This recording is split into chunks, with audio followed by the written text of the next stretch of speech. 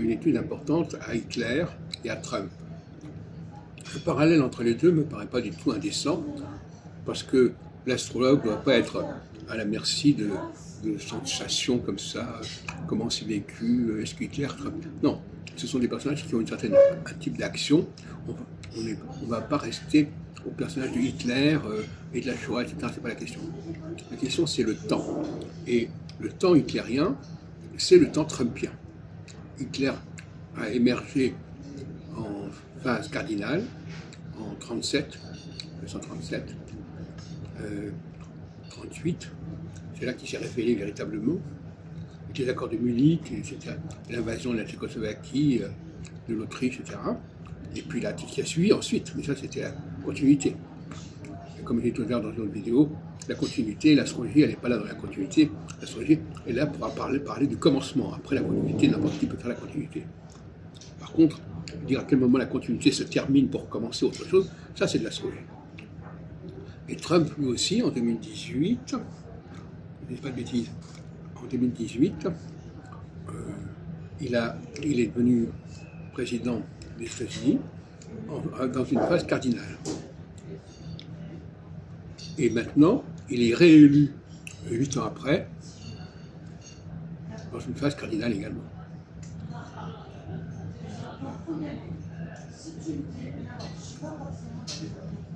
Puisque tous les 8 ans, tous les 7 ans, la phase cardinale revient.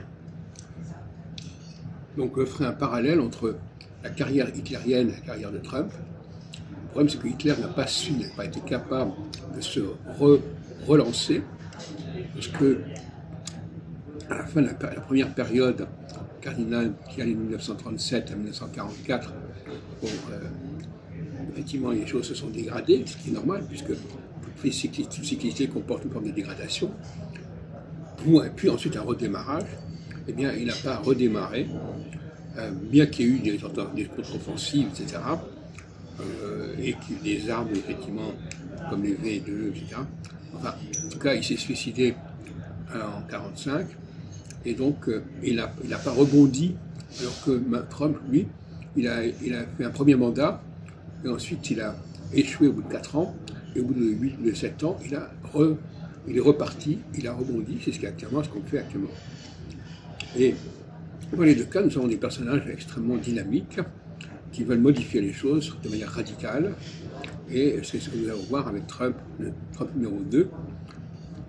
Et ce qui est intéressant, c'est de voir, comme j'ai dit à une autre occasion, que la Constitution américaine, elle fonctionne sur une base de 7 ans quelque part, de 7-8 ans, puisqu'il y a 2 fois 4.